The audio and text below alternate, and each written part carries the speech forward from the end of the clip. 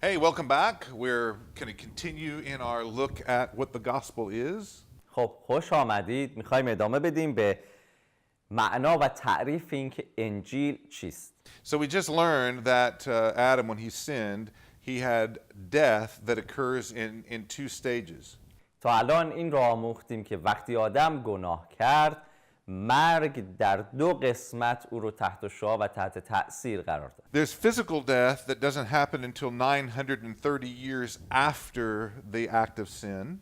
مرگ جسمانی که حداقل اونطور که کلام خدا میگه تا 900 سال بعد به صورت فیزیکی بر اونها تأثیری نداشت. But there's spiritual death that happens immediately.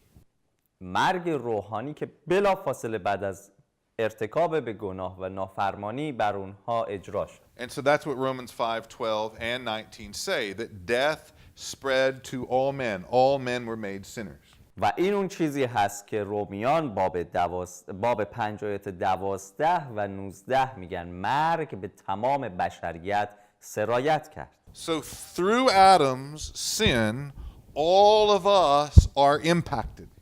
به خاطر گناه آدم همه ما در این داستان دخیل هست. Now, how does this work?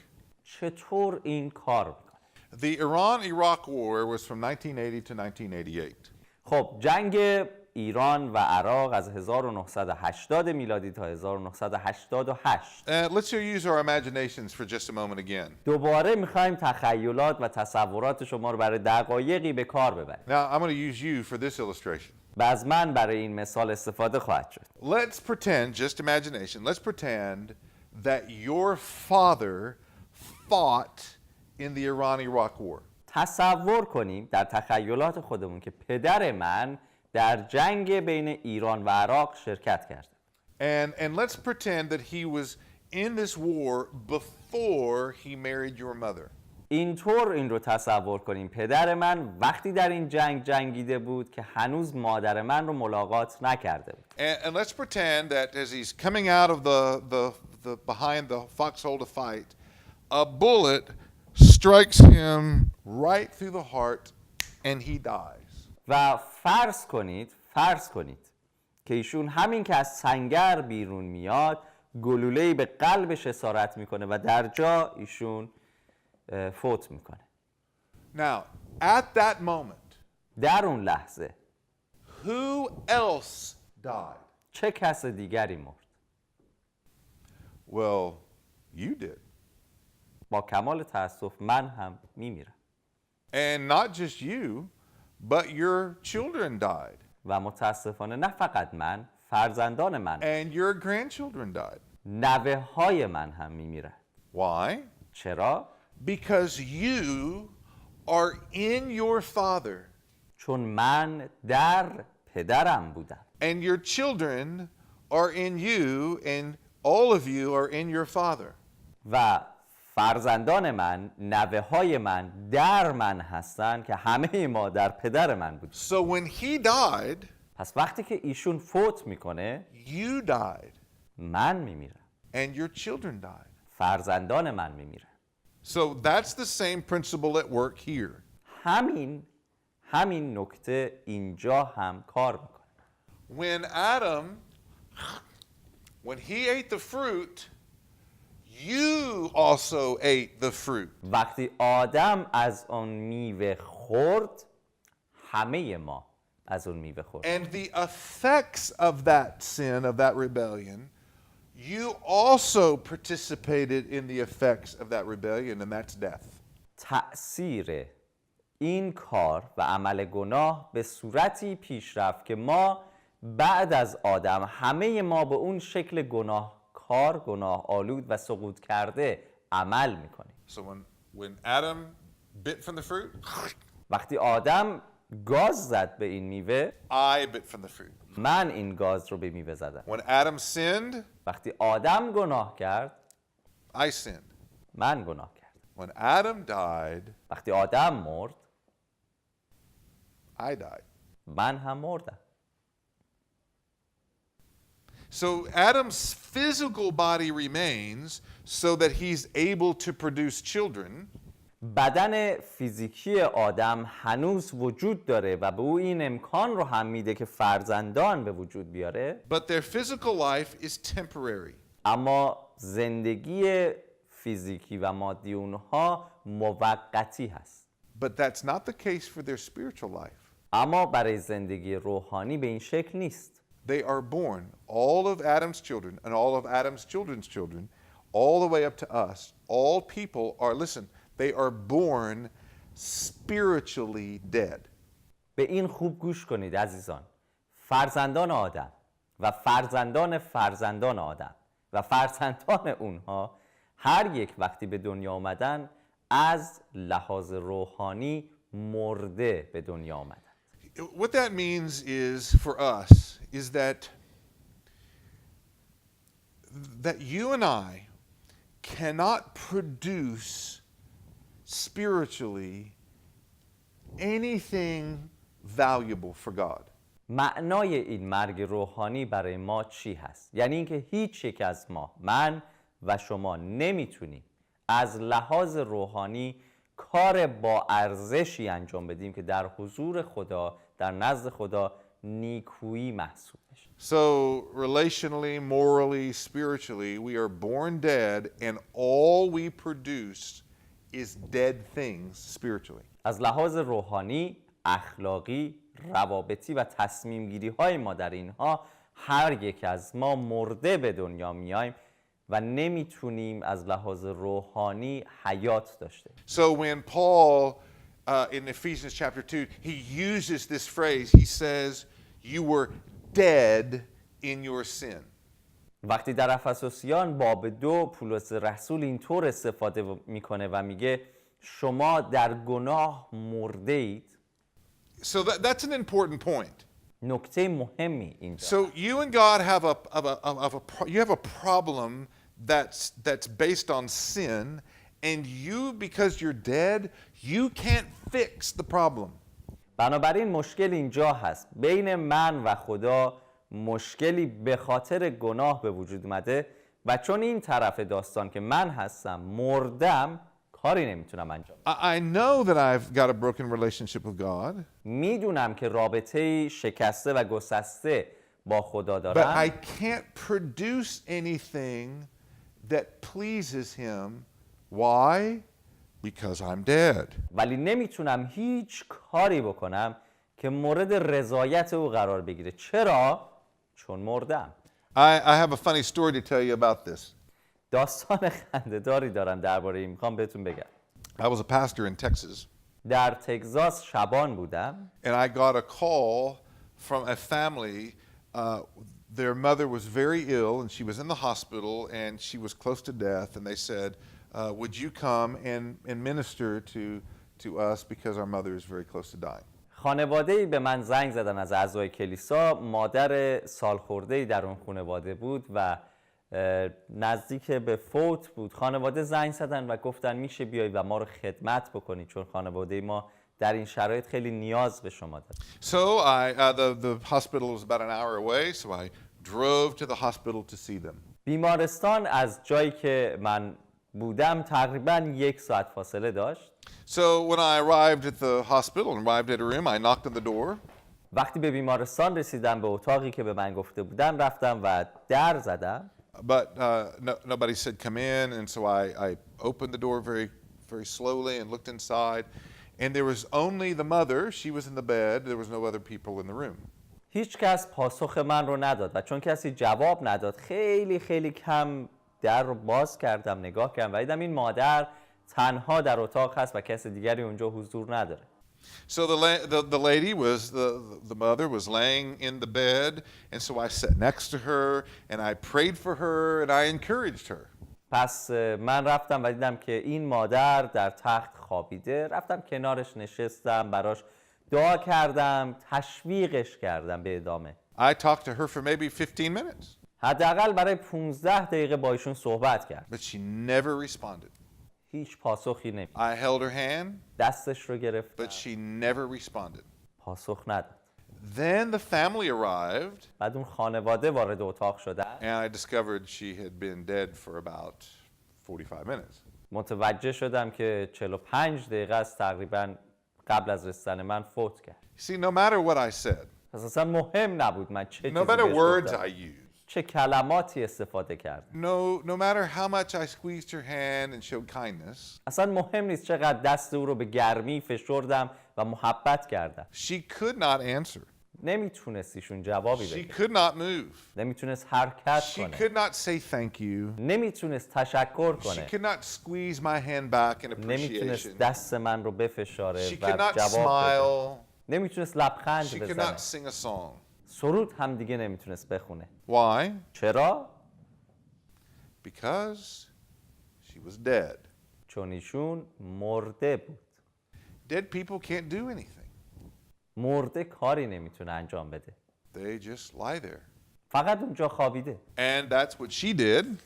و همین کار رو ایشون هم And انجام that's داد. what you do spiritually. و این کاریه که شما هم از لحاظ روحانی انجام میدید. You are born dead. And that's what you do.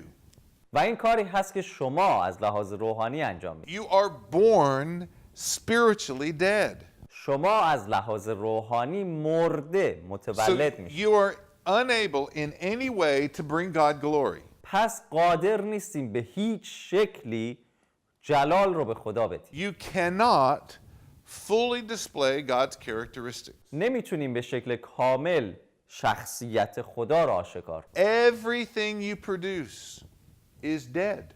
هر آنچه که انجام میدیم فقط مرگ هست. God's wrath against you for your sin cannot be satisfied. غضب خدا بر علیه شما به خاطر گناه نمیتونه راضی بشه. Why? چرا؟ Because you are dead. چون شما مرده هستید. Your works, your efforts to please God will always fail. تمام کارها و اعمال شما برای رضایت خدا دائما دچار شکست هست. You know, actually, the more you try, the worse it gets. در حقیقت هرچی بیشتر تلاش میکنید خرابتر و بدتر میشه. Because you're trying to produce good, but all you produce is death. چون تلاش میکنید نیکویی به جا بیارید اما همه آنچه که انجام میدید مرگ. You're actually producing a greater judgment. در حقیقت دارید عمل داوری رو بر خودتون سنگین‌تر و سنگین‌تر میکنید. So your sin و گناهان شما and your efforts to fix your sin all come under God's judgment. و روش هایی که شما میخواید گناه خودتون رو بپوشونید همه زیر داوری خدا قرار میگیره. This is expressed in Romans chapter 2. So let's go back over to Romans. در رومیان باب 2 به این موضوع و نکته اشاره شده. پس به رومیان برمیگردیم. باب 2 آیه 5. اما تو به سبب سرسختی و دل ناتوبه‌کارت غضب را نسبت به خود برای روز غضب میاندوزی، روزی که در آن داوری عادلانه خدا آشکار خواهد شد. So every sin is like a deposit into your spiritual bank account with God. بنابراین هر گناه در زندگی شما مثل یک بیعانه‌ای هست، یک پرداختی هست که شما در حساب بانکیتون در حضور خدا قرار میدید. And it's not just for sins that you can see, but it's for sins that you cannot see. نه فقط در رابطه با گناهانی که قابل دیدار هست، بلکه در مقابل آنچه که گناه هست ولی شما نمیتونید ببینید. So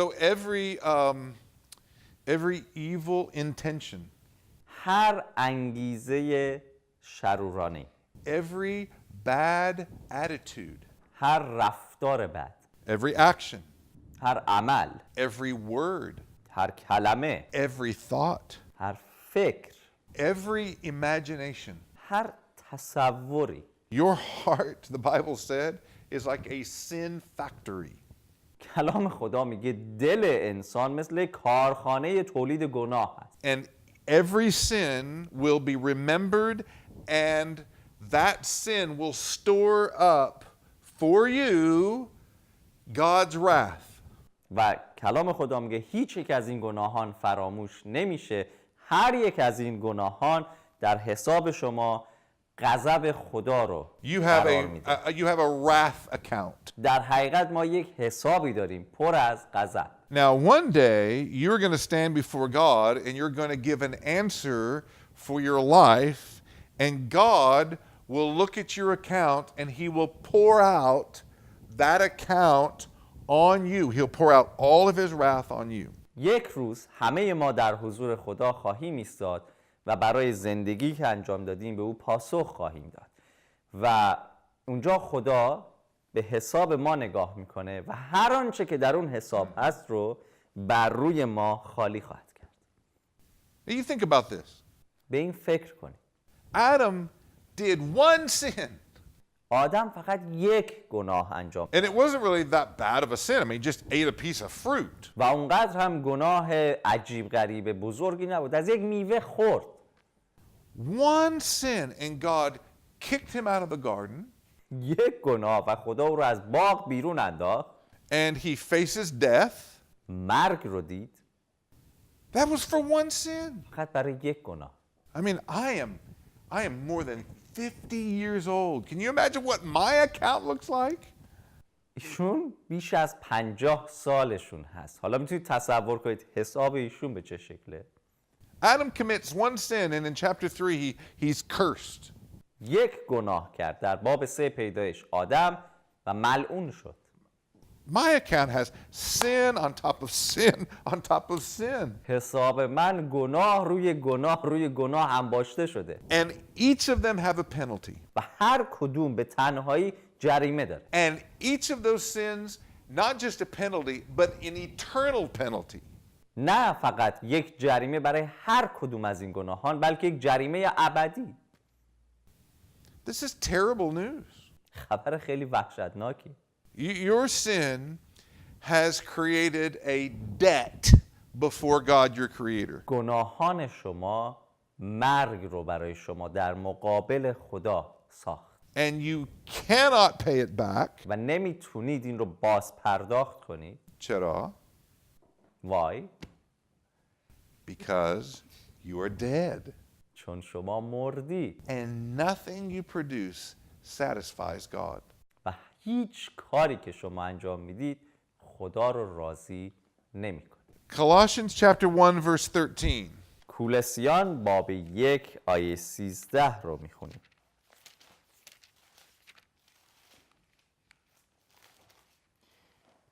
The first part of that says this.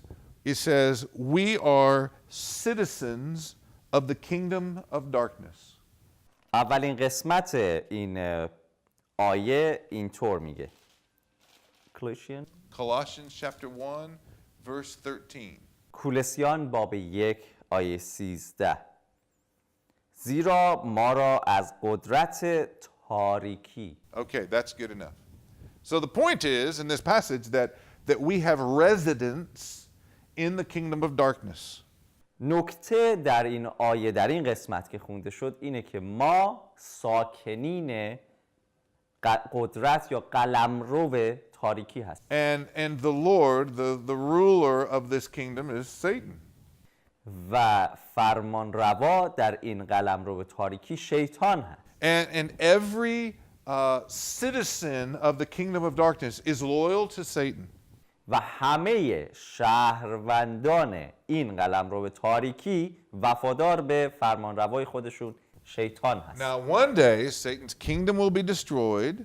یک روز قلمرو شیطان نابود خواهد شد. And he will face eternal judgment. و داوری ابدی رو خواهد داشت. But so will his followers. و همینطور پیروان او. And so there are people in this world that understand this. افرادی در این دنیا هستن که این رو متوجه میشن. And who are trying to escape this kingdom by producing good works. و تلاش میکنن با انجام اعمال نیک از این قلمرو خارج بشن. In other words, there are people who know they're in the wrong place. They know they're not doing the right thing. به زبان دیگه مردمی هستن که میدونن در جای اشتباهی قرار دارن و عمل درست رو انجام نمیدن. So they go to a temple, they go to a mosque, they go to a church. به معابد میرن، مساجد و کلیساها میرن، They read their holy book. کتاب‌های مقدسشون رو They do good deeds. They act kind to others. اعمال نیک انجام میدن، محبت و مهربانی به دیگران، They perform a religious ceremony or duty. آیین‌ها و یا کارهای مذهبی رو، وظایف مذهبی رو به جا میارن. But it doesn't work. اما این نتیجه بخش نیست. چرا؟ چرا؟ Because they are dead. چون همه اونها مرده هست. And they can only produce death. و تنها چیزی که میتونن انجام بدن مرگ And هست. God is not satisfied. و خدا راضی نیست. And so they produce for themselves more wrath.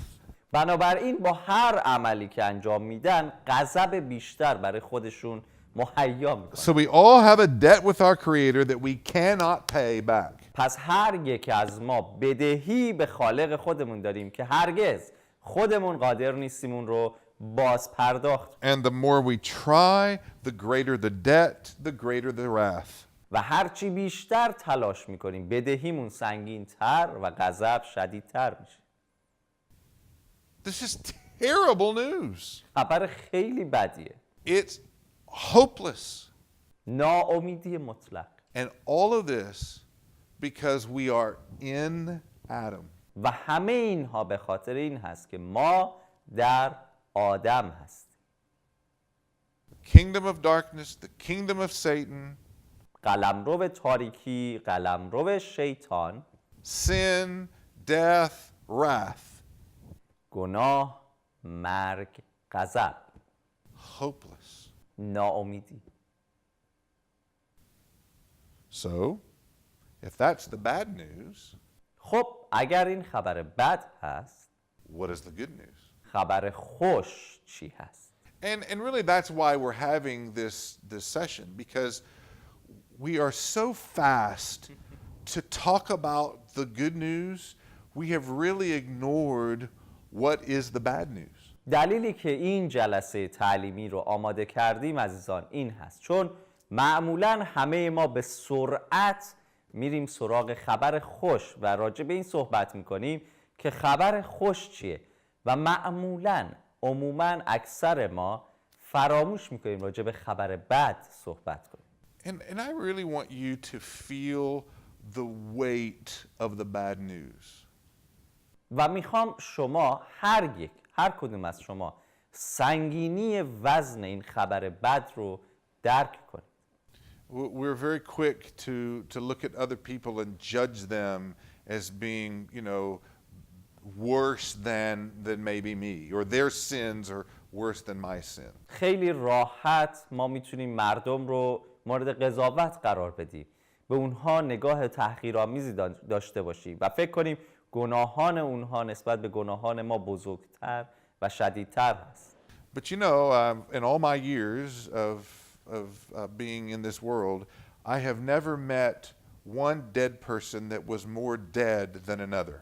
ولی در این سالهایی که من از خدا عمر گرفتم و زندگی کردم هیچ وقت یک مرده رو ندیدم که از یک مرده دیگه مرده تر باشه. I mean, I've seen, like my illustration before, a woman who has died in old age peaceably from this world.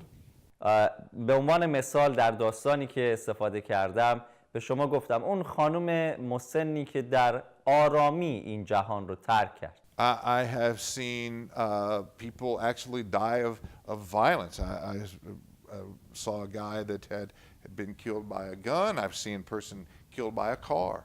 همینطور افرادی رو دیدم که به شکل و نحوه خشونت‌آمیزی کشته شدن، مردمی که به ضرب گلوله کشته شدن یا کسانی که در تصادف با اتومبیل جان دادن.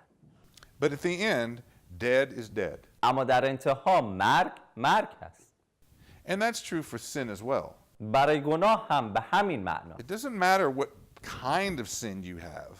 مهم نیست چه نوع گناهی مرتکب میشید. Whether it's pretty sin that nobody can see that just comes from your heart. ممکنه گناهان زیباست، در ظاهر انسانی زیبا ولی از قلب میاد. Or ugly sin that everybody can see. یا گناهانی که زشته و همه میتونن ببینن. و In God's تشخیص بده. eyes, dead is dead. در چشم خدا مرگ Sin مرگه، is sin. گناه گناه. And they all demand the same response from God. و همه اونها یک پاسخ و واکنش از جانب خدا دریافت میکنند. And all of us, according to Romans 5, all of us are in the same situation. و پیرو رومیان باب 5 همه ما در شرایط مشابهی هستیم. And no matter what we do, مهم نیست ما چه کار میکنیم، we can't change our situation. نمیتونیم شرایطمون رو تغییر بدیم. Why? چرا؟ Because we're dead. چون ما مرده هستیم. And so I want you to feel the weight of the bad news. میخوام این بار سنگین خبر بد رو حس کنیم. But we're not here just to talk about the bad news, are we? اما اینجا نیستیم که فقط درباره خبر بد صحبت کنیم. اینطور نیست؟ We're here to talk about good news. میخوایم راجع به خبر خوش هم صحبت And when کنیم. we return for the next session, we'll talk about those. وقتی برگردیم برای کلاس بعدی درباره خبر خوش با شما صحبت کنیم.